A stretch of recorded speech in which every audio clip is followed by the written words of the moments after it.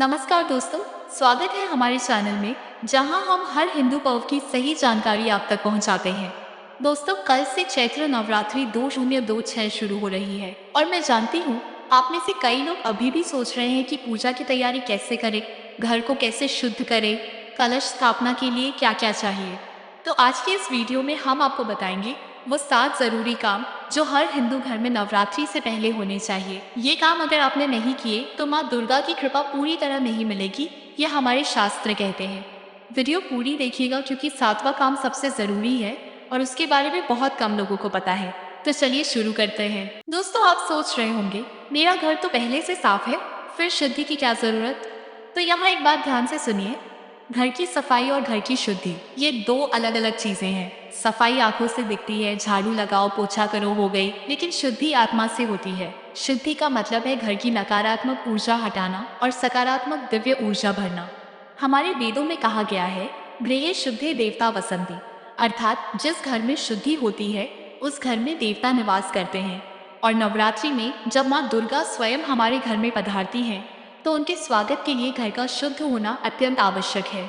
सोचिए, यदि कोई बड़ा मेहमान आपके घर आने वाला हो तो आप पहले घर साफ करते हैं, सजाते हैं। माँ दुर्गा तो सबसे बड़ी अतिथि है, तो उनके स्वागत के लिए घर की शुद्धि करना हमारा पहला कर्तव्य है। एक और महत्वपूर्ण बात, पिछले पूरे साल में घर में कई ऐसी घटनाएं होती हैं जो नकारात्मक ऊर्जा छोड़ती है। बीमारी, लड़ाई झगड़ा, दुख तकलीफ, गलत विचार, ये सब घर की दीवारों में समा जाते हैं। नवरात्रि से पहले इस ऊर्जा को साफ करना बहुत जरूरी है। दोस्तों, पहला और सबसे बुनियादी काम है पूरे घर की गहरी सफाई। इसे मैं महास्वच्छता कहता हूँ। यह सामान्य रोज की सफाई से अलग है। इसमें घर का वो हर कोना साफ करना है जहाँ आप आमतौर पर हाथ नहीं लगाते। शास्त्रों में कहा गया है, स्वच्छता में ही ईश्वर का वास है। हमारे ऋषियों ने यूं ही नहीं कहा था। आज का विज्ञान भी मानता है कि स्वच्छ वातावरण में सकारात्मक ऊर्जा का प्रवाह अधिक होता है। पूजा घर सबसे पहले और सबसे ध्यान से साफ करें। पुरानी मालाएं, टूटी मूर्तियां, पुराने फूल, बासी प्रसाद, ये सब हटा दें। पूजा घर की दीवारें, शेल्फ, हर कोना साफ करें। याद रखें, टूटी हुई मूर्ति घर में नहीं रखनी चाहिए। उन्हें किसी बहते जल में विसर्जित करें। रसोई अन्नपूर्णा माँ का स्थान है। यहाँ पुराने मसाले, बासी सामान, टूटे बर्तन सब हटाएं। गैस के पास जमा तेल मैल साफ करें। रसोई की अलमारियाँ अंदर से साफ करें। स्टोर रूम में पड़ा पुराना कबाड़ हटाएं। सफाई करते समय पुरानी धार्मिक पुस्तकें कूड़े में न फेंकें। टूटी मूर्तियां कूड़ेदान में न डालें। पूजा घर से निकाली गई सामग्री को बहते जल में विसर्जित करें या किसी पेड़ के नीचे रख दें। दोस्तों, दूसरा जरूरी काम है घर में गंगा जल और गोमूत्र का छिड़काव। यह सुनकर कई लोग नाक भौं चढ़ाते हैं, लेकिन आयुर्वेद और हमारी परंपरा में इसका बहुत गहरा वैज्ञानिक आधार है। गंगा जल में ऐसे खनिज तत्व हैं जो हवा में मौजूद हानिकारक बैक्टीरिया को नष्ट करते हैं। गोमूत्र में फिनॉल और अन्य एंटीसेप्टिक तत्व होते हैं जो वातावरण को शुद्ध करते हैं। यह सिर्फ धार्मिक मान्यता नहीं, विज्ञान भी इसे मानता है।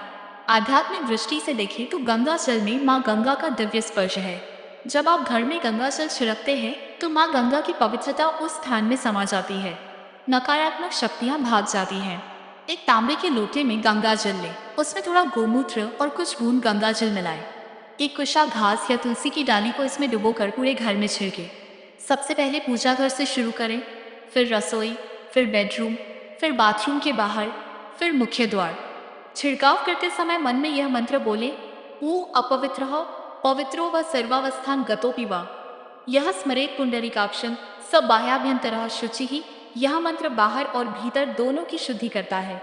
दोस्तों, तीसरा काम है पुरानी और नकारात्मक वस्तुओं को घर से बाहर करना। वास्तुशास्त्र और हमारी धार्मिक परंपरा में ऐसी कई वस्तुओं का उल्लेख है जो घर में नकारात्मक ऊर्जा का स्रोत बनती है।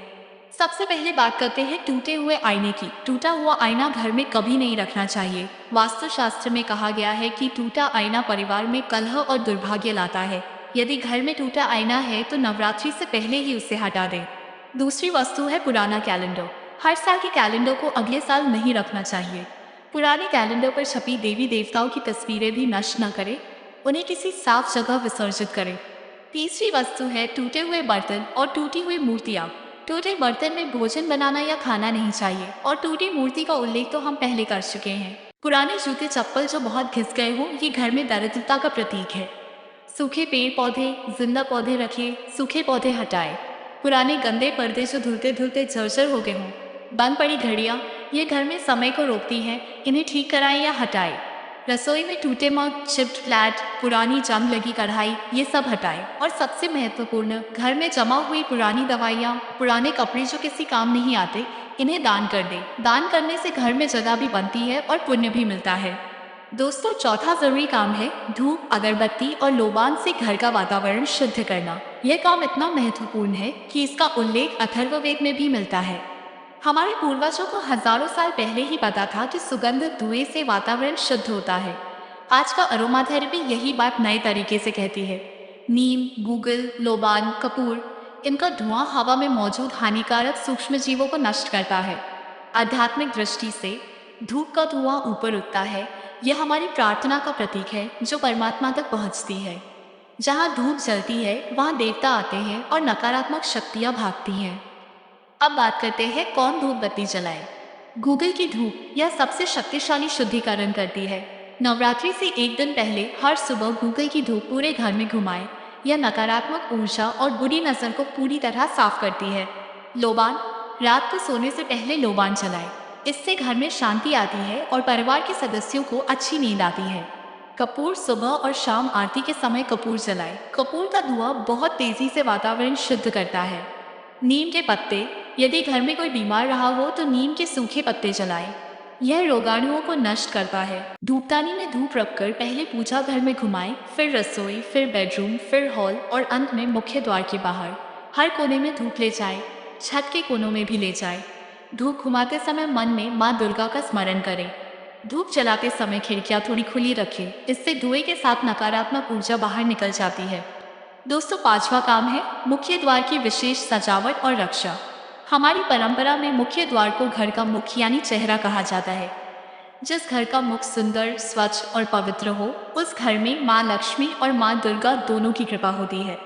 मुख्य द्वार पर तीन चीजें अत्यंत महत्वपूर्ण हैं। पहला तोरण, दूसरा स्वस्तिक और तीसरा रंगोली। आम के पत्तों का तोरण लगाने की परंपरा हजारों साल पुरानी है। आम के पत्तों में एक विशेष गुण होता है, ये हवा को शुद्ध करते हैं और ऑक्सीजन का उत्सर्जन अधिक करते हैं। आध्यात्मिक दृष्टि से आम के पत्ते समृद्धि और पवित्रता के प्रतीक हैं। नवरात्रि से एक दिन पहले यानी आज ही मुख्य द्वार पर नया वसा तोरण लगाएं। पुराना तोरण हटाकर बहते जल में विसर्जित करें। नया तोरण लगाते समय ए नमः शिवाय या जय मां दुर्गा बोले। स्वस्तिक हिंदू धर्म का सबसे पवित्र चिन्ह है। इसे 100+80 से बना माना जाता है, अर्थात स्वयं का कल्याण। मुख्य द्वार के दोनों ओर लाल सिंदूर या कुमकुम से स्वस्तिक बनाएं। स्वस्तिक बनाते समय ध्यान दें, स्वस्तिक की चारों भुजाएं समान हो। स्वस्तिक के साथ अ लिखें।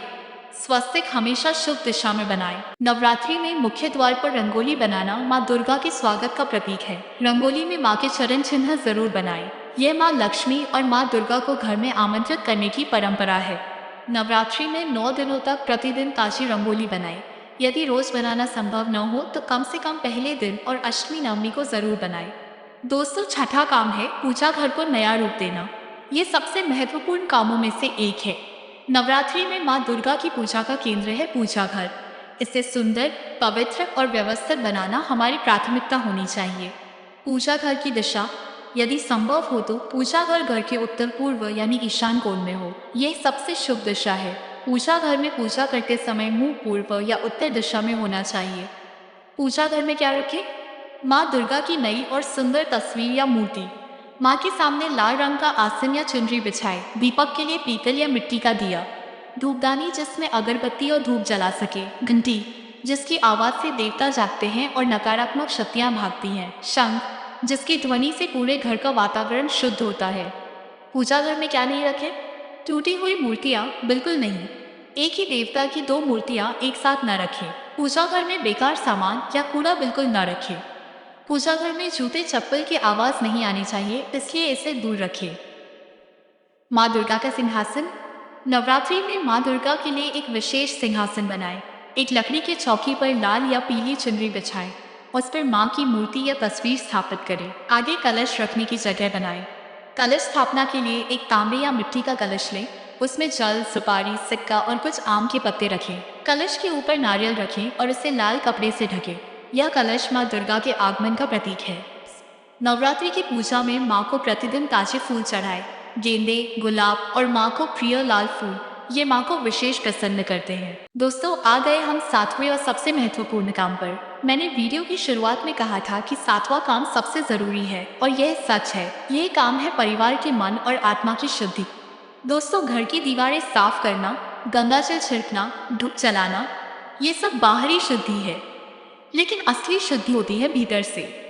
और भीतर की शुद्धि बिना परिवार के सदस्यों के मन की शुद्धि के संभव नहीं है। हमारे शास्त्रों में कहा गया है, यस्य नास्ति स्वयं प्रज्ञा शास्त्रम तस्य करोति किम, अर्थात जिसके पास खुद का विवेक नहीं, उसे शास्त्र भी क्या करेगा। इसी तरह जिस घर में मन शुद्ध नहीं, उसमें बाहरी शुद्धि का भी पूरा फल नहीं मिलता। मन की शुद्धि के 5 व्यावहारिक तरीके अपनाएं। पहला, पुरानी शिकायतें छोड़ें। नवरात्रि से पहले परिवार में यदि कोई पुरानी नाराजगी या मनमुटाव है तो उसे छोड़ दें, माफ करें और माफी मांगे। माँ दुर्गा उस घर में नहीं आती जहाँ रोज लड़ाई झगड़ा हो। दूसरा, नकारात्मक बातें बंद करें। नवरात्रि के 9 दिन किसी की बुराई ना करें, गाली गलौज ना करें, झूठ ना बोले। यह संकल्प ले और परिवार के सभी सदस्यों से यह संकल्प दिलाएं। तीसरा, मांस मदिरा का त्याग। नवरात्रि में मांस, मदिरा और तामसिक भोजन का त्याग करें। सात्विक भोजन से मन शांत होता है और आध्यात्मिक ऊर्जा बढ़ती है। चौथा, प्रातःकाल की साधना। नवरात्रि में हर सुबह जल्दी उठें, ब्रह्म मुहूर्त में उठकर स्नान करें, माँ का स्मरण करें। इससे पूरे दिन की ऊर्जा सकारात्मक रहती है। पांचवा, परिवार के साथ मिलकर पूजा। नवरात्रि में परिवार के सभी सदस्य मिलकर पूजा करें, अकेले नहीं, साथ में। जब पूरा परिवार एक साथ माँ का भजन कीर्तन करता है तो उस घर में एक अद्भुत शक्ति उत्पन्न होती है। दोस्तों, ये सातवां काम इसलिए सबसे जरूरी है क्योंकि माँ दुर्गा सब कुछ जानती है। वो देखती है आपके घर की दीवारें नहीं, वो देखती है आपके मन की दशा। जिस घर में प्रेम है, एकता है, सच्चाई है, उस घर में माँ स्वयं विराजती हैं। नवरात्रि में रात को सोने से पहले परिवार के साथ मिलकर दुर्गा सप्तशती का एक अध्याय पढ़ें या सुने। यह परिवार को एक सूत्र में बांधता है और घर में दिव्य ऊर्जा का संचार करता है। दोस्तों, ये 3 ऐसे काम बहुत कम लोगों को पता है, लेकिन ये अत्यंत फलदायी है। पहला काम, घर में तुलसी का पौधा लगाएं। तुलसी को विष्णु प्रिया कहते हैं, लेकिन तुलसी माँ दुर्गा को भी प्रिय है। यदि घर में तुलसी का पौधा नहीं है तो नवरात्रि से पहले लगाएं। तुलसी का पौधा घर में ऑक्सीजन बढ़ाता है, वातावरण शुद्ध करता है और नकारात्मक ऊर्जा को दूर करता है। दूसरा काम, जल के स्रोत की पूजा करें।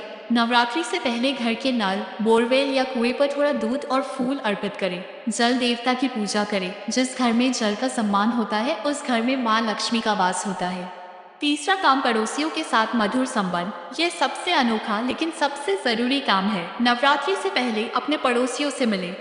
यदि कोई मनमुटाव हो तो उसे दूर करें, पड़ोसी को प्रसाद दें। जब आपके आसपास का वातावरण सकारात्मक होता है तब घर का वातावरण भी सकारात्मक होता है। दोस्तों, चलिए एक बार फिर दोहराते हैं वो 7 जरूरी काम जो नवरात्रि से पहले हर घर में होने चाहिए। पहला काम, पूरे घर की महास्वच्छता, हर कोना, हर कमरा, पूजा घर, रसोई, मुख्य द्वार। दूसरा काम, गंगाजल और गोमूत्र का छिड़काव, घर की नकारात्मक ऊर्जा हटाने के लिए। तीसरा काम, पुरानी और नकारात्मक वस्तुओं को हटाना, टूटे आईने, पुराना कैलेंडर, बंद घड़ी। चौथा काम, धूप, अगरबत्ती और लोबान से वातावरण शुद्धि, गूगल, कपूर, नीम। पांचवा काम, मुख्य द्वार की विशेष सजावट, तोरण, स्वस्तिक, रंगोली। छठा काम, पूजा घर को नया रूप देना, माँ का सिंहासन, कलश की तैयारी। सातवां काम, परिवार के मन और आत्मा की शुद्धि, प्रेम, एकता, सात्विकता। दोस्तों, ये 7 काम यदि आपने नवरात्रि से पहले कर लिए तो माँ दुर्गा का आशीर्वाद आपके घर में अवश्य आएगा। माँ स्वयं कहती हैं, जो मेरे लिए अपना घर तैयार करता है, मैं उस घर में सुख, शांति और समृद्धि भेजती हूँ। चैत्र नवरात्रि 2026 की आप सभी को हार्दिक शुभकामनाएं। माँ दुर्गा आप सभी पर कृपा दृष्टि बना रखे। अगर ये वीडियो आपको उपयोगी लगी तो लाइक करें, शेयर करें और हमारे चैनल को सब्सक्राइब करें। बेल आइकन दबाएं ताकि नवरात्रि की हर विधि, हर कथा सबसे पहले आप तक पहुँचे। जय माँ दुर्गा।